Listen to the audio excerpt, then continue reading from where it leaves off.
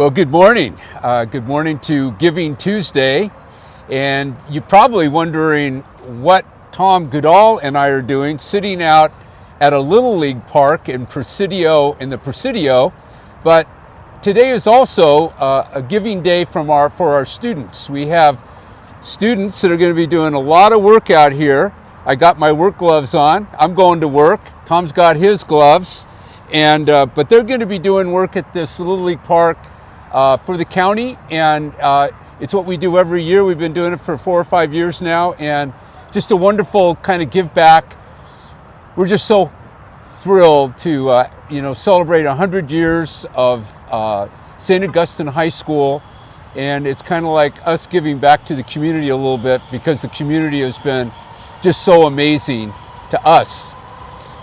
We have the trolley in the background. We've got the freeway behind us. So Tom, we have initiated a scholarship in your honor. We announced it at Anthony Watkins' home, Wagner's home, just a couple weeks ago. I am told that we're already over $30,000 raised. And that's what we're doing today, is we're raising money for our endowment fund. And one of those is by establishing scholarships. In this particular scholarship, Tom, where do you want this scholarship? How do you want it to be used? Well, I'd like to see that it goes to students and families that are truly in need of assistance, because it reminds me obviously of my own family, my parents, who pretty much struggled to send me to Saints, but they would do everything they could to do so.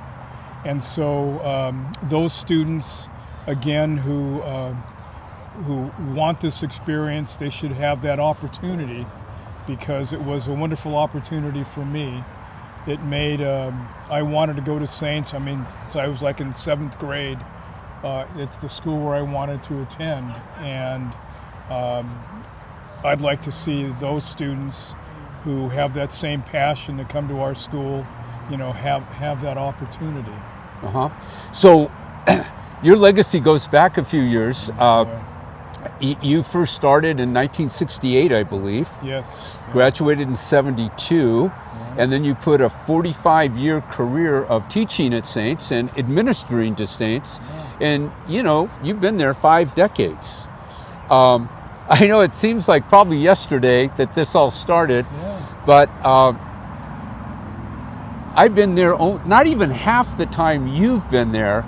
And so I know you've seen, monumental changes occurring at the school over the 5 decades that you've been there. And essentially half the time the school's been in existence. You've kind of been involved in all this kind of stuff. So what are some of the big changes that you've seen over the course of your time as a student to today at St. Augustine High School? Well, obviously a lot of physical changes, but what hasn't changed are the students. They, even when I was a student there, I could hardly wait to go to school.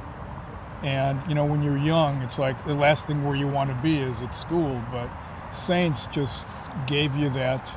It gives students that that passion to want to be there with their friends. Are they learning anything? Of course they are. But at the same time, they're developing friendships. So that part of it hasn't changed. But when we were there, obviously there were a lot more religious that were there, and it's wonderful to have the faculty attend all of the organizations that we have, like obviously VAPA and all of the in-services that we have, so that we make sure that the Augustinian values are throughout the school. The teachers, they buy into it, so do the students. So, yes, our sports program is good, our academic program is the best, and we're getting better at everything. We always want to improve. So we're not stagnant, obviously, and so that's that's the change that I see. That we always want to be better. Right. I feel the same tension at school, just in terms of how we go about solving our issues and our problems and our strategic plan and those kinds of things. I'm glad you mentioned, the number of Augustinians that once, plied their trade, so to speak, at the school and really created a relational school, one that was based on friendship. And what is, I think, remarkable, even as the numbers have faded in the school seems to have embraced those ideas and have, in an amazing way, created a culture that you probably wouldn't find in very many places. Yeah. So now you're teaching English, and have you noticed any change in like the way the students? Because I know you teach freshmen. Freshmen and juniors. Juniors, but the freshmen I kind of click in on because they're meeting maybe the person that understands what it means to be a saintsman better than anyone else. And when you think of being a saintsman, what does that mean to you? Well, it's, again, we talk about it a lot, but it is the brotherhood. And those freshmen come in and they're, their eyes are wide open. They don't know, they don't get it right away, but they're observing everything.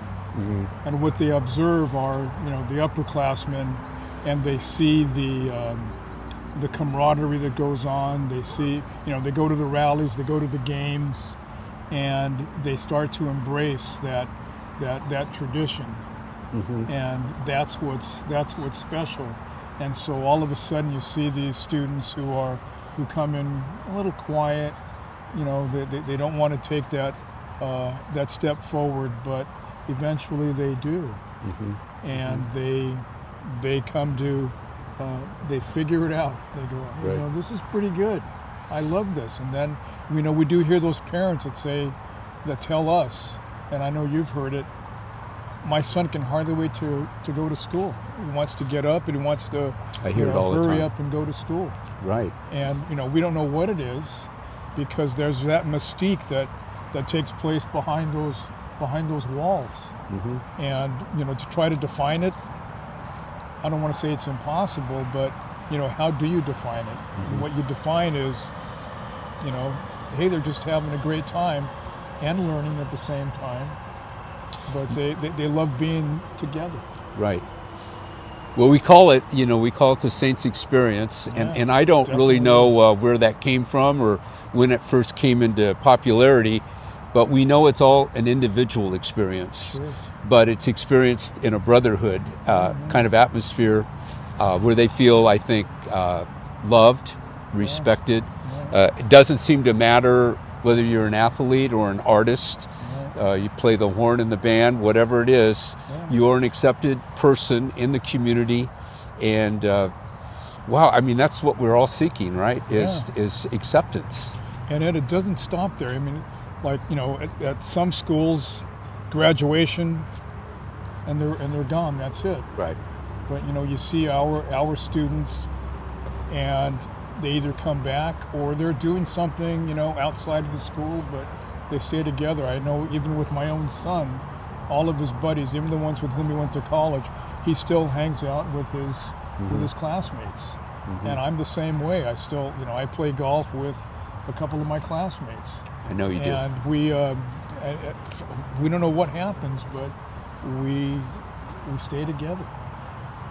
Well, I want to say this. I've always been impressed with you as a human being, as a professional teacher, educator, but I think I'm most impressed with you as a dad and a husband. And it is very clear to me because you never hesitate to bring them with you, whether it's Nick or Rebecca. My wife. Your wife, your beautiful wife. Yeah. You come together as a family to a lot of events, and it makes a statement, I think, of the importance of family, and who you are as a dad and as a husband. Just have tremendous respect for you. Thank you, Ed. And how you conduct yourself. Well, we put, obviously families first, and Saints is our family. And we enjoy attending all of the events.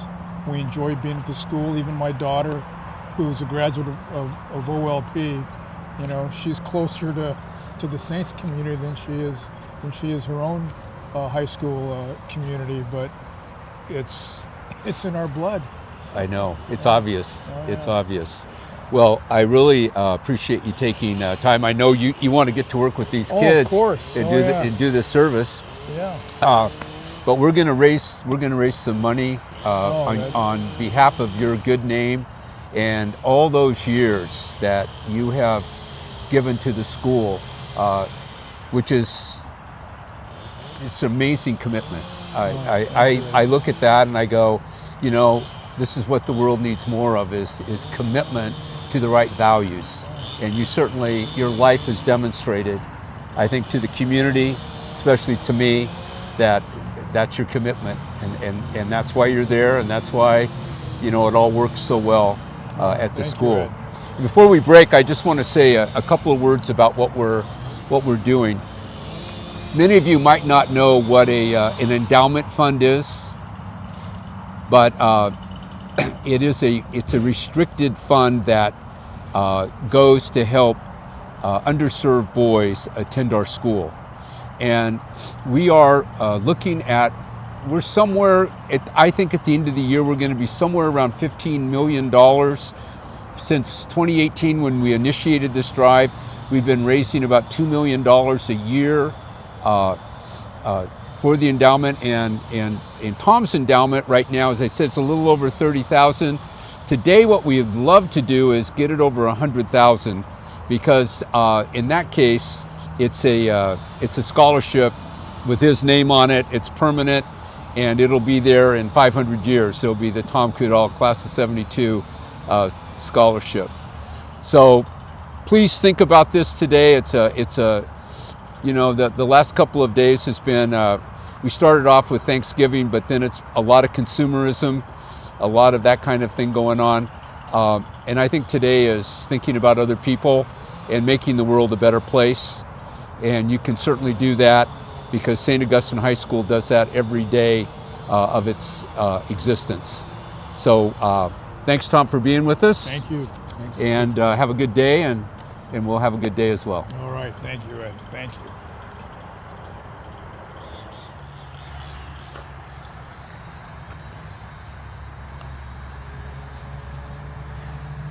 Hi, I'm here with Peter Thorne, a tall sophomore at St. Augustine High School. So, Peter, what's this day mean to you? I always like this. I liked it last year. Last year I was digging, moving mulch, and then this year I'm doing pretty similar stuff. Of course, obviously it's a half day, so everyone likes that, but you get to go out, and this year we got to pick. That was nice. I got to come to a Little League field with some friends, and yeah, it's a pretty fun day. So yeah, like the Presidio Little League, yesterday I didn't even know it existed, and I popped it up on Google Maps and it brought me right here, and I found out today that this group that runs these 4 fields, they get no help from anyone really, except for groups like St. Augustine High School comes out today and doing a little cleanup so that they can have some nice fields for baseball a little later this spring. And so tell me about what do you do at St. Augustine High School? Most recently I've been a football manager. Okay. Season just keeps going. Well, Yep. I think you picked the right sport there. I think we picked the right season. Yeah. Going to regionals this week. So who do we play?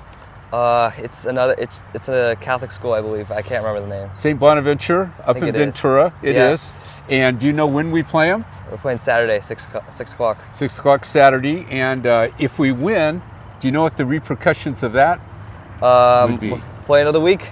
We get to play another week, but I think we might be LA. playing in a state championship game. Yep. So in LA. So big, a lot on the line. Yep. So has that been a good experience for you? Yeah, it's been fun. How many managers are there? We have 6. 6.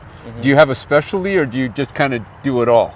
I mean, all of us are trained to do all of it. I mainly run everything on the sideline during the games. During practice, we don't really have specific jobs.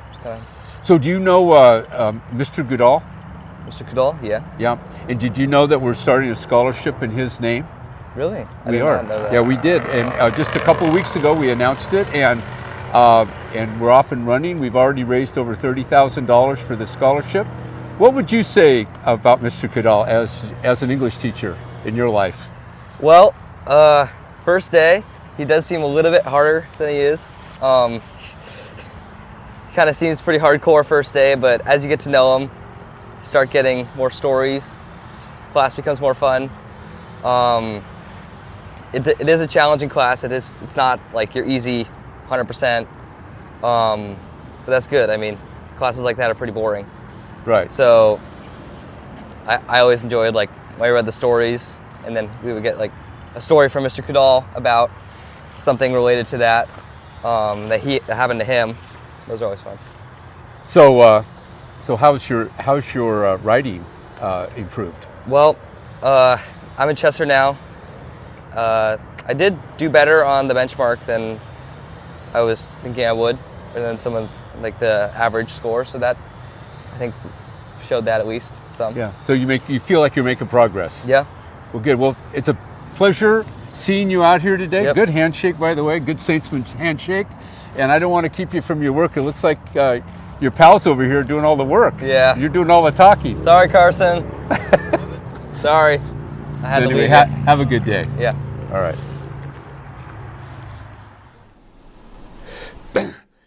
Well, we're back in the studio now. And what I thought I would do is we've already had a number of people making a contribution to the Tom Goodall Class of 72 Scholarship Fund.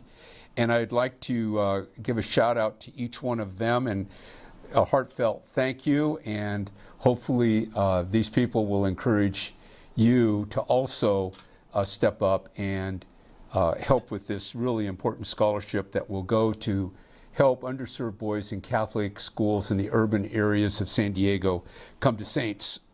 So, first of all, Andrew Wagner, Hayden Ball, Sean Noonan, Steve South, thank you so much. Robert Goodman, Brian Newell, John Goen, Dario Ferrari, all the way from Italy, Andrew Costanola, Ron Raymond, Steve South, Ed Hearn and Diana Hearn. We also contributed. Matt Gialone,